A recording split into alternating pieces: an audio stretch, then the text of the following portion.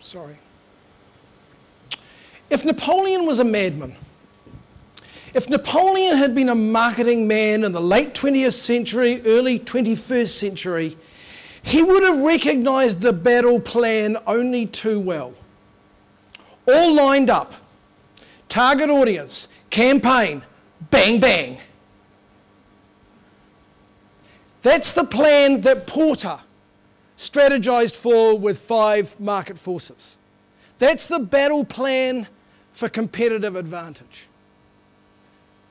But revolutions are funny things, because sometimes they're very big and sometimes they're very small.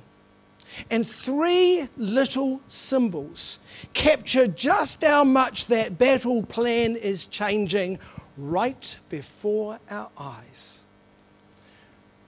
Social media has changed how we socialize. It's also changed how brands socialize with us.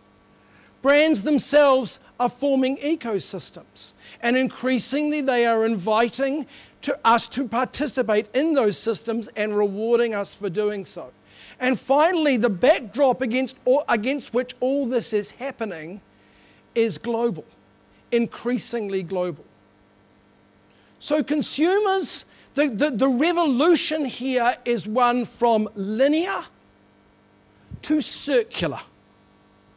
Consumers are increasingly talking to consumers through their networks. Brands are increasingly talking to their communities through their ecosystems. So it shouldn't come as any surprise then, should it, that brands have sought to form communities with consumers on a global basis. And the simplest and most galvanizing way that you can bring a community together is through a belief. So we're seeing brands like Patagonia, we're seeing brands like Unilever coming out and saying, we have an idea. We have an idea for the world, and inviting consumers to come and join them. They understand more than anyone else that the most powerful thing you can own is an idea in someone's head. And the only thing that is more powerful than an idea in someone's head is an idea in millions of minds simultaneously. This is changing the nature of brands. We used to think of brands as purchase points. When you think about brands as belief systems, they become gathering points. They become places that consumers come to because they agree with what the brand stands for. So I don't just buy Patagonia anymore because of the product. I buy Patagonia because I believe in what Patagonia stands for. And my purchase of the product is the endorsement of the belief. Now, what this also does, interestingly, and we're just starting to see this evolving now, is it starts to bring together a whole bunch of ideas, which up until now we have thought of as disparate. Brand, story, purpose, culture, CSR.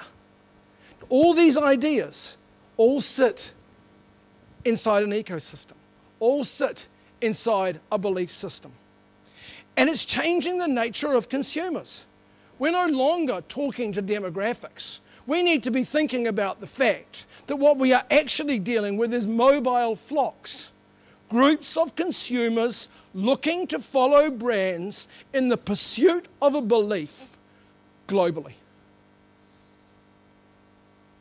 The brands that will win in the years ahead are not those with the big bang. The brands that will win in the years ahead are the brands that are more interesting, more responsive, more likable, more shareable, more creative, and more responsible. Because those are the brands we will flock to. What we're seeing, ladies and gentlemen, is the end of competitive advantage and the rise of a phenomenon that we are all going to need to get our heads around: the rise of the affinity advantage. So how do you build a brand? How do you build a brand with an affinity advantage? 5 things you need to do. First, establish an ambition, but not just any ambition. Establish an ambition for the world.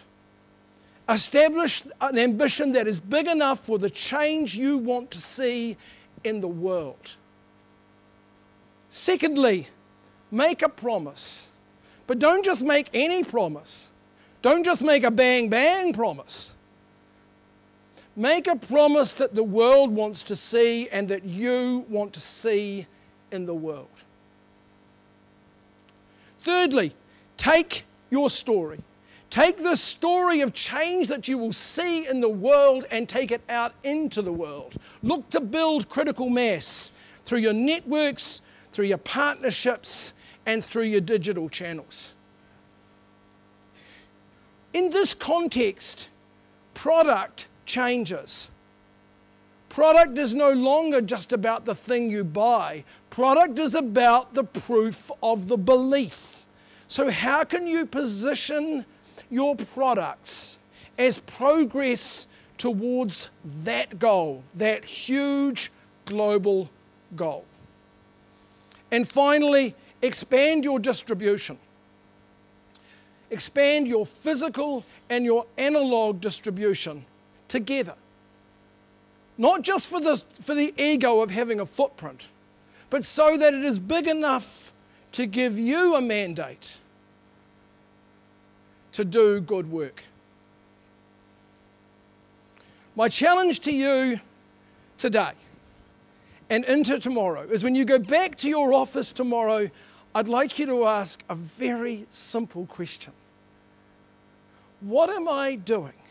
What am I doing right here to build a truly, truly likable brand?